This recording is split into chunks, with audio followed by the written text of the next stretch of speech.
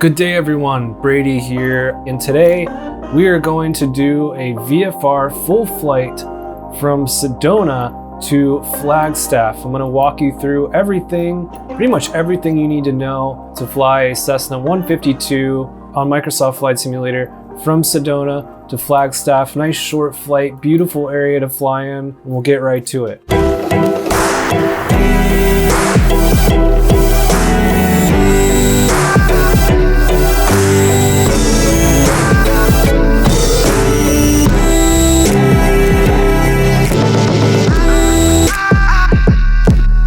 We're going to start in the 152, and then when we get to Flagstaff, we're going to hop in the 172 with the G1000, and we'll do an IFR flight. I've got some filters here I've noticed on the map, airspaces and some waypoints here. These were, I think, initially turned off. And for IFR and flight planning and things like that, I recommend turning these on. I know a lot of you want to start off small and work your way up in aviation and make sure that you're doing things right. So if that's you, I think this video is going to be great for you. Now, all I did was I went to Sedona, chose parking on the ramp and set that as my departure here on the map after typing in Sedona. Went up to Flagstaff, did the exact same thing, chose runway 3 as our arrival. And you can see that up here. I also went and filled up with fuel, you may have noticed. And I'm doing live traffic, live weather. I do have multiplayer players off because I'm doing a tutorial. With that said, I'm pretty sure the weather is beautiful in Sedona today. Happy to have you on board. Here we are to start out in the Cessna 152. I'm going to walk you through everything you need to do to start up. Got a nice view outside the airplane here. Now for flight planning, I would check out the acronym NW Craft. This is an important acronym to know for a pre-flight. NW Craft stands for NOTAMs, weather, known ATC delays, runway lengths, alternates, as far as alternate routes in the case of you needed to divert because of weather or something like that. You need to know your alternate fuel requirements to meet your destination without running out of fuel, and takeoff and landing distances, what your airplane is capable of for takeoff and landing distances. That's basic for pre-flight. There's also a lot of stuff you need to do around the airplane. If you check out my other video, some of the things you need to do to pre-flight before you actually get in the airplane.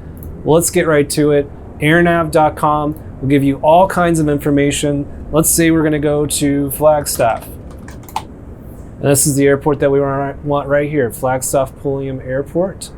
We've got a sectional chart here. We can check out our sectional before our flight. We know that we're right here in Sedona, and that's a Class E airspace or flight space, whichever you'd want to call it.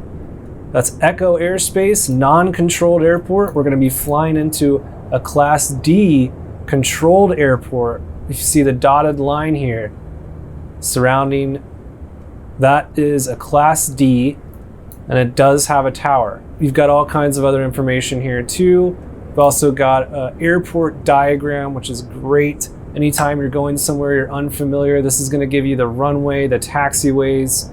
And in reality, I would print this out and have it on me handy in the airplane if I was flying somewhere that I was not familiar with. Airnav.com, great resource. Let's go back to our airplane. Let's just go ahead and start it up. The ATC is decent in this, so I don't know how much time I'll spend on that. If you do click the yoke, you can view everything underneath it. I found that out recently, which is nice. And we're gonna start by making sure our fuel is on. We could just go through the checklist here if you want help. It's always good to use your checklist in reality anyway. So this is going to show you where everything is. We test the brakes with our pedals, and we're going to test those again when we start up.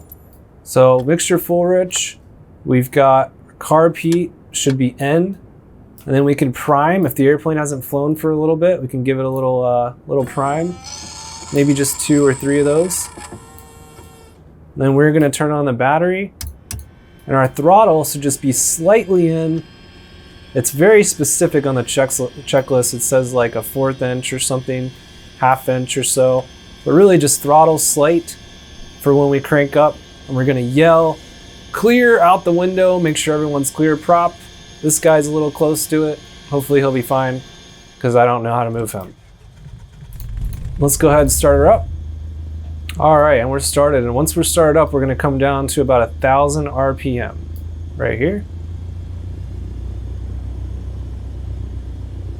And that's about what we're gonna idle at. And we can bring the mixture out a little bit, because we don't need to be at full rich mixture when we're idling. It's better for the engine. Normally the avionics would be off, and then we would go ahead and turn them on. If you don't know your frequencies for the airport, again, you can go back to AirNav, pull up that airport diagram for Sedona. Sedona Airport, KSEZ, and that's going to give us our frequencies here. This is a non-controlled airport, so we're on CTAF or Unicom. This is just a public station for the airport. Pilots will be making their own announcements on their position and are responsible for their own traffic separation. And it is 123.0. There may also be some information, like an AWAS or an ATIS, and that's 118.525. You could put both of these in, and the radio here, you could do 2 frequencies, and they're really just to be able to switch between the 2 conveniently. So you can queue up one if you want to have one queued up, like when we're going to Flagstaff, we could queue up the tower frequency, and then here is when you take it over. So this is standby use. Right now we have the information in standby. We're going to go ahead and activate it so we can listen to the information. Kilo Sierra Echo Zulu automated weather observation 1600 Zulu. Wind, calm. Visibility, tree. Sky condition, few clouds at 900 feet, few clouds at 4,100 feet, few clouds at 12,500 feet. Temperature, 26 C, dew point, 10 C, altimeter 2986. So we'll go back to our common traffic frequency there, and then our altimeter is 2986, I believe. Spoke really fast. Heading indicator here, or also known as the directional gyro, should be to our compass, and it is set. Keep in mind these are backwards. You have the 12 here, the 15 here, 12 here, 15 here when you're looking at it. We can go ahead and turn on our taxi light, landing light, which we'd have on when we're taxiing, beacon light on. We're going to turn on our strobe light and our nav light when we get to the runway. The wind was calm. Normally we would be looking at the windsock to see which runway we should take off on, but because the wind is calm, it doesn't really matter. Sometimes on the AWAS it'll tell you the active runway as well, but we're just going to take off on runway 3 down here. Give her a little throttle here. Start our turn. Release the parking brake. Get turned around without trying to hit this guy. Ooh, almost hit him.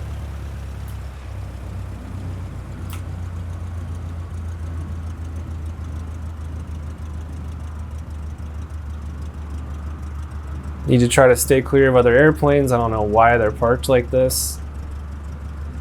Did a terrible job parking. And I need to slow down my taxi. I'm going a little too fast there. And right about here is where we would make our first announcement for on the common traffic frequency. We would say Sedona traffic. Sedona traffic, Cessna 427 Romeo Whiskey is taxiing to runway 3 via Alpha for a departure to the north. And then at the end of your call, you could also say Sedona traffic again. And that would be our announcement. Let's go ahead and turn on to the Alpha taxiway. Now, when you're taxiing, you're still flying the airplane. You're always flying the airplane until it is off. So what that means is you need to stay center line, go at about walking speed, probably going a little too fast right now. Try to stay center line, and you need to have your ailerons in the correct place as well as your elevator. So your ailerons should actually be into the wind. So I'll turn my yoke back on so you can see what I'm talking about. Let's say the wind is coming from this direction. The winds are calm right now, but let's say it's coming from this direction. As we're taxiing, we want our ailerons into the wind and the elevator about neutral. Now, if the wind is at our back, let's say the wind is coming from it's coming from the east, like 090, right, from an angle. We want to go away from the wind and down with the elevator. So you want to push in and keep the elevator down as you're taxiing. Now remember, as we're taxiing, we're steering with our rudder, with our feet. So we are able to keep the ailerons however we want. That's not going to affect us turning or anything like that. So we're going to pretend like the wind is coming out of the west right now, like 270. So our yoke would be into the wind. I could probably lower my seat a little bit. I guess it doesn't matter.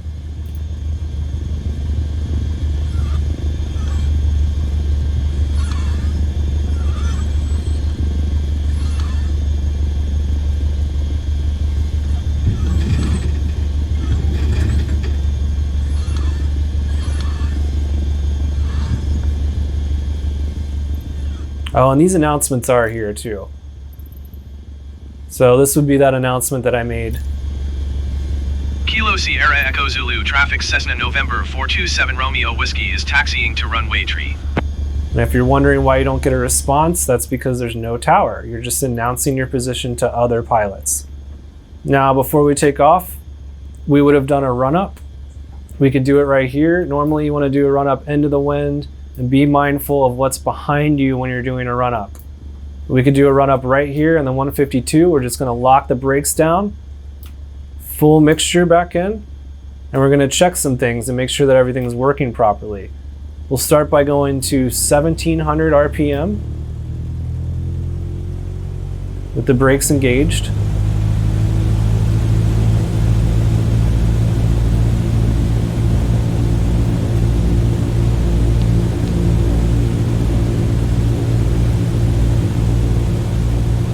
Is that about 1700? Okay. And then we're going to want to check the mags. And what you should do is you should hear about 100 loss in power and also see it when we go to the left mag.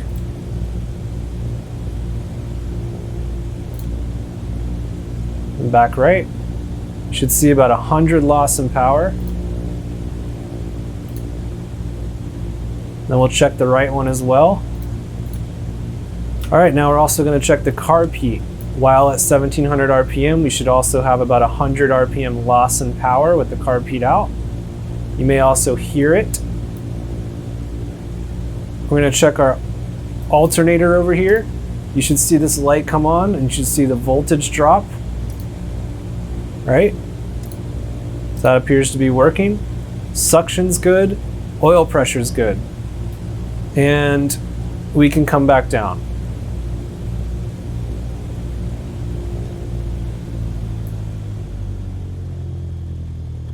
Mixture's in. We got our trim for takeoff. The trim is just minor adjustments to the elevator. The elevator is what makes you go up and down back here. The trim is making minor adjustments to that. Okay, so same exact control as this. That's another thing you want to check is your flight controls. Make sure your ailerons and your rudder's working. And it wouldn't be a bad idea to queue up Flagstaff's information. At this point, we could go back to, and you could do this after takeoff if you want to. We go back to AirNav and check that.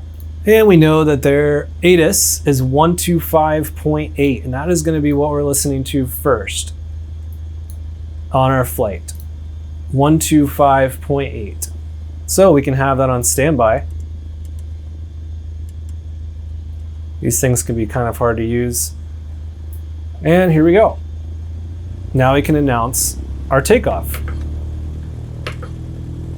So we're just going to say Sedona traffic, Cessna 427 Romeo Whiskey is taking off runway 3, straight out departure, Sedona traffic. All right.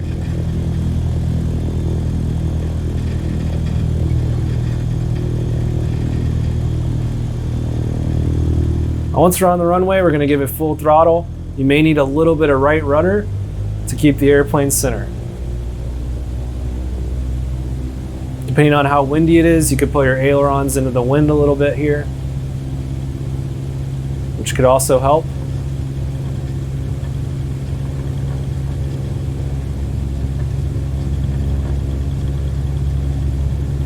We're at a little bit higher altitude, so it's taking a little bit longer than it would in Florida to get some airspeed and take off.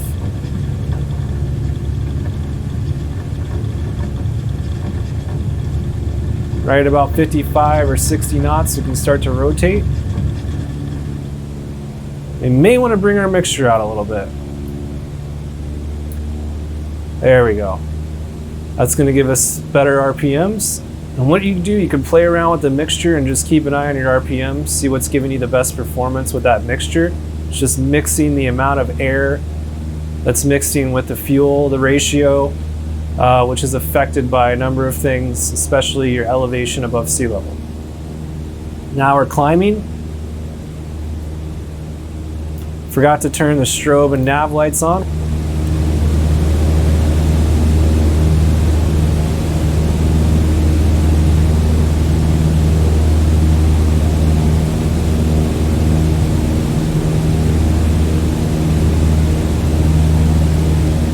Then really at this point, you can just enjoy the view for a second of Sedona. Beautiful Sedona. I was there in March. Amazing place. Look how beautiful that is. Awesome, awesome. So we're gonna wanna keep a pretty steady climb here. We're gonna be climbing in altitude on the way to Flagstaff. Flagstaff's at a higher elevation. And we're gonna start to trim off the airplane so that we're in a climb.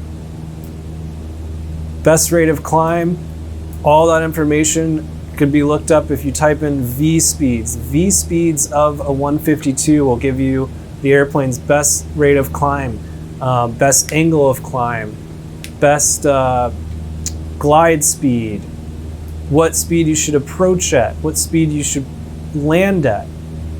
And in this airplane, we could pitch up a little more and be climbing at about 70 knots. 67 knots. We could climb at about 67 knots. That's going to give us our best rate of climb. Now, how do you know where the airport is? Someone was asking me that, and that's a great question. If you're unfamiliar with an area and you're on a VFR flight and you don't have a GPS, how the heck are you supposed to know where the airport is? Well, all you can really do is, if you're not going to use a GPS, you have to know landmarks. You have to know how much time it would take you to get to that landmark based on the wind, based on your ground speed, your all different kinds of factors, and your heading, to be able to know when you're getting close to that airport, when you should call up the tower. So all of these things are calculated on a navigation log. So there are ways to navigate VFR without a GPS. The thing is GPS have become so standard now, there's really no reason to not use one. And there's nothing wrong with using one. And so we can pretend like we have, forward flight on our phone or a little GPS here, and just fly with this VFR map here, pretend like we have a GPS. And you can see the airspace here. That's typically 5 miles for Class Delta. 5 mile radius here. We want to call about 10 out. So we're going to be calling pretty soon and let them know that we're going to be coming in. First, we're going to want to get the ATIS. Let's get the information. We're going to continue climbing because we're at a pretty low elevation with all these mountains.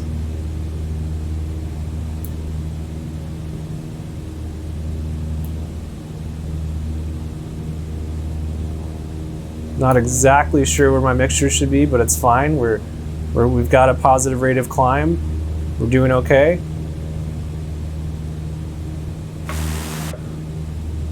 Now let's call up Flagstaff. We're gonna first check the ATIS. so that they know that we have the information. Airport information, Quebec 1600 Zulu. Wind calm. Visibility, tree. Sky condition, few clouds at 900 feet, few clouds at 4,100 feet, few clouds at 12,500 feet. Temperature, 2.10. Altimeter, 29.87. Visual runway tree in use. Landing and departing runway tree. VFR aircraft say direction of flight. All aircraft read back hold short instructions. Advise controller on initial contact you have Quebec. All right, so we've got Quebec. Now we can go to the tower Airport information, Quebec 1600 Zulu. and request a full stop landing. Visibility, tree. Flagstaff Tower, Cessna November 427 Romeo Whiskey is 13 miles southwest with Quebec to land. Cessna November 427 Romeo Whiskey Flagstaff Tower. Fly straight in runway tree. Altimeter 29.86 wind calm. Make straight in runway tree Cessna 7 Romeo Whiskey.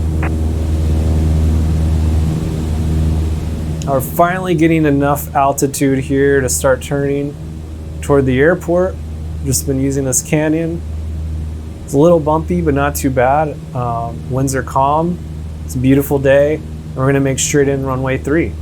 So during cruise, we just wanna make sure we check, mixture, RPMs, oil pressure, very important. Check the oil pressure. Pretty soon we could turn our landing lights on. So we're gonna be coming in, and make sure your fuel's on, everything's good. The other thing is, when you're straight and level, you can check your heading indicator, directional gyro to the magnetic compass here. And we could probably go ahead and level off soon. We're pushing 8,000 feet. Don't need to go too much higher, since we're gonna be there not too long from now. But yeah, really guys, if you don't have a GPS, it's not super easy to find where the airport is. You can turn on your airport indicator to show you where the airports are, but in reality you wouldn't have that. You really just have to be looking for it and know your landmarks and know how to get there. So we're gonna be coming in on runway 3. So we're pointed the same direction right now as the runway. So we're on a heading of 3. Of 03. So we can use our GPS, as long as we're lined up with the airport and we're coming in at 3, we're gonna be lined up with the runway. Just need to make sure that you start at the right place, and you can use these waypoints as a reference here for IFR approaches. These waypoints will line you up with the runway as well.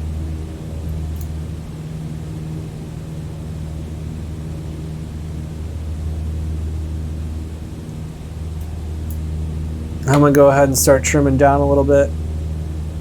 Use that trim, get your throttle set where you want it to cruising speed, and then use that trim. Keep playing with that trim to level yourself off, so you're not holding the yoke the whole time while you're flying. You shouldn't have to hold the yoke back or push the yoke down the whole time you're cruising. Just use that trim it off.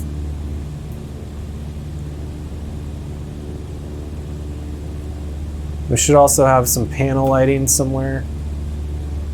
I'm not sure where that is on this airplane, if you needed it. And our transponder, made a huge mistake, forgot to turn this on. It's usually on, which is why I forgot to turn it on, because it's usually just left in alt mode. Sometimes the controllers will ask you to, so we'll go ahead and put that in alt mode. That's going to give the tower the most information about your altitude. Gives them a little bit more information when it's in the alt setting. Sometimes they'll ask you to ident. And what does that mean? Well, if the controller says, Cessna 427 Romeo Whiskey ident, hit that ident button. That's going to let the controller identify where you are on their radar. So that'll make you blink on their radar, light up a little bit. helps them understand which airplane you are on their radar, because there could be other airplanes around and they just want to be sure that they have the correct one. So that's just identifying where you are for the controller. We are just going to squawk 1200 for VFR. You're always going to squawk 1200. I don't know why I just changed it on accident.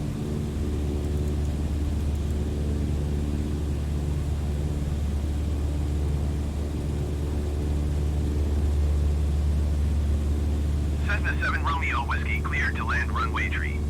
Wind calm. And we've been cleared to land.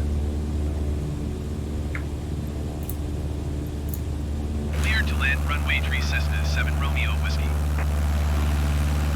We have the runway in sight right here. Okay, so we don't need our GPS anymore. We can start preparing to come in for our final here. We're on a little bit of a right base. If you do those tutorials, they'll teach you about traffic patterns. So we're kind of on a little bit of a right base right now for runway 3. Can come down in power. Let's add just a notch of flaps. Turn that landing light on. Let's keep it at about 1700 RPM or so. And we want our approach speed to be about 70 knots, which we're at right now.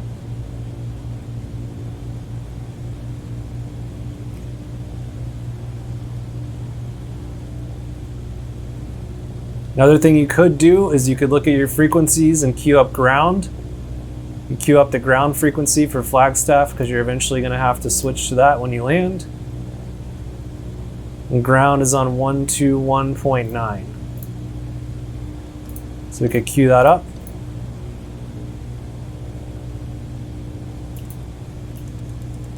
Which could be hard sometimes with a little turbulence. Now we're going to come in for landing.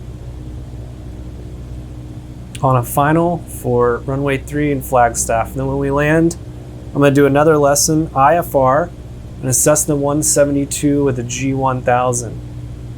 We'll do an IFR flight. Maybe even just back to Sedona or somewhere. I'm trying to make this as short as possible for you and start off short instead of doing longer flights. So probably won't go somewhere too far. But if you want to stay tuned and see a little bit more about how the GPS works and all that, and a little bit of IFR navigation, you may enjoy that. It looks like our VOR may be working. A lot of people have been asking me about the VOR. Well, a lot of airports, their VOR is not operative, so you just got to be careful with that, because VOR has just become more and more used for waypoints on a GPS.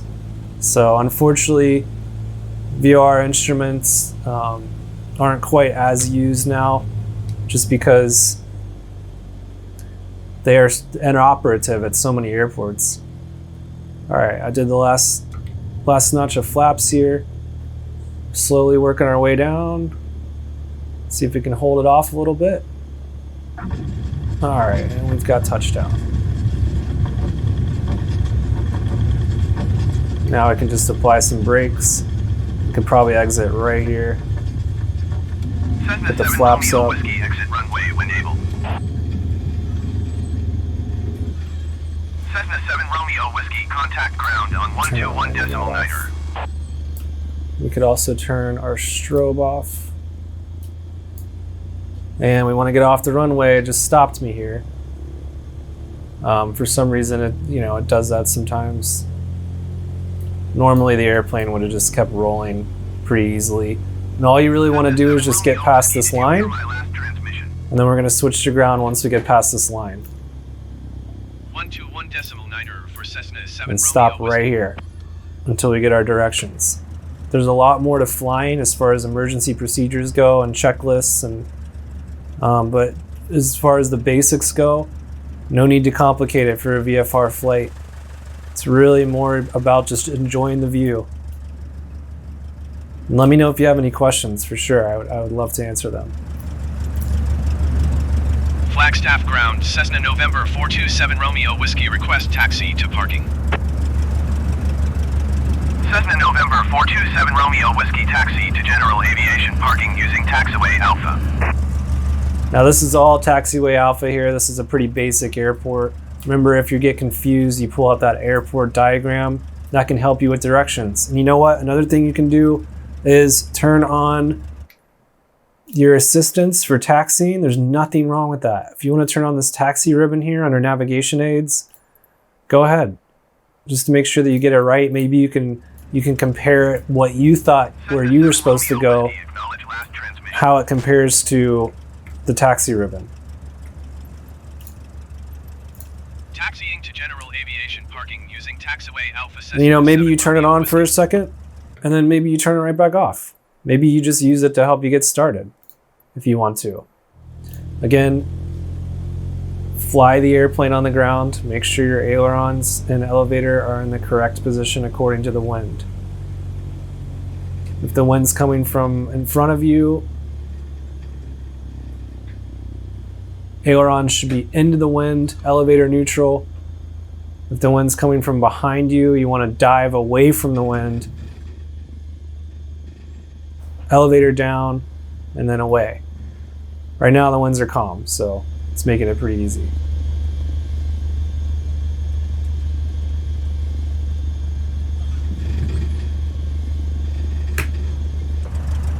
I don't know if these guys are like here to help park us or what. Normally you would never go navigate around planes like this, but I think these guys want to park us. I'm not sure. We're gonna find out.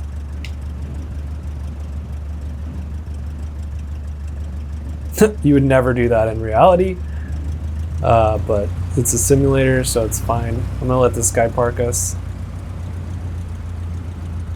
and then we'll shut everything down.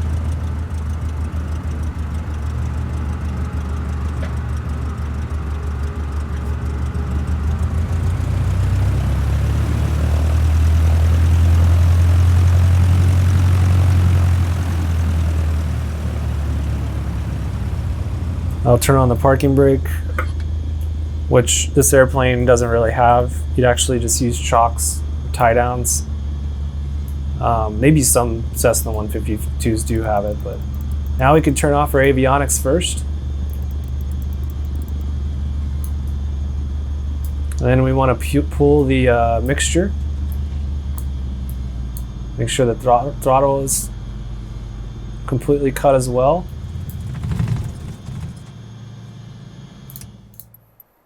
Then we're going to turn off our master battery. It's going to want to go to the menu. Turn off all this. Turn off our lights. We could shut off the fuel, although a lot of times you just leave it open, at least at a flight school. I've noticed, I don't know what all flight schools do, but make sure we turn off the key, turn off the mags. And then we would write down our tack time and Hobbs time, and that would be logged for the aircraft. So we know the times, how long we flew for our logbooks, and when for maintenance and like 100-hour inspection and annual inspections are and stuff like that. So that's really it. Hope you guys enjoyed that flight, quick little VFR flight from Sedona to Flagstaff. Now, if you want to watch another video, let's hop in the 172 and do some IFR. I can't wait to do a lot more real flying videos as well, but Microsoft Flight Simulator has me hooked right now, and it's been a ton of fun. I also have a Discord channel if you'd like to join that. We can go fly together. And definitely let me know if you have any questions at all about this flight or Cessna 152, or just aviation in general. I am a private pilot, tailwheel pilot, and I would love to help you out. I don't know everything. I'm not gonna try to pretend like I know something that I don't know. So yeah, just let me know. Got a golf course over here, that's cool. If this was your home airport and you had an engine failure on takeoff, you would know that there's a golf course right here, and you would know your surroundings, and you would be prepared to just keep in mind that you have options to land here. So That's a good situational awareness note for this particular airport.